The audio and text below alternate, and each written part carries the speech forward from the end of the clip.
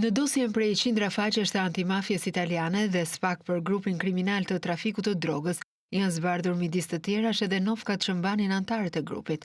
Zbërthimi i një prej rrjeteve më të mëdha të trafikut të kokainës nga Amerika Latine drejt Europës ka zbardhur jo vetëm mënyrën se si vepronte grupi kriminal me bazë në Durrës, por edhe rolet dhe kodet që përdornin antarët e grupit. Në dosjen italiane tregohet se antarët e grupit si Genci Tellollari, për të cilin SPAK lëshoi urdhër arresti, thirrej edhe si Locio ose Daja, Nureddin Kiptiu, njej me disa nofka si Nuro, Nero, Gabeli, Blaki dhe Dino.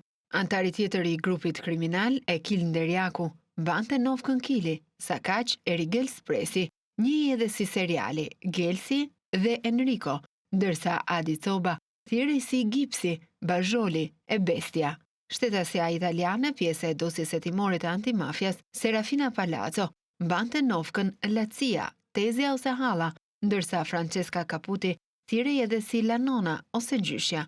Agron Ganaj, një tjetër shqiptar i përfshirë në trafikun e drogës, mban nofkën Goni, Marko dhe Jubi. Në dosjen italiane zëvendë dhe Elvis Doçi, i cili thirrej si Visi i Pojës, dhe Ervis Deti, që mban edhe nofkën Visi dhe Popo. Organizata kriminale u godit pas hetimeve nga autoritetet italiane, SPAK dhe Interpol, dhe çoi në lëshimin e 52 urdhër arresteve, shumica prej të cilëve në Shqipëri. Pas operacionit u sekuestruan miliona euro pasuri të antarëve të grupit kriminal.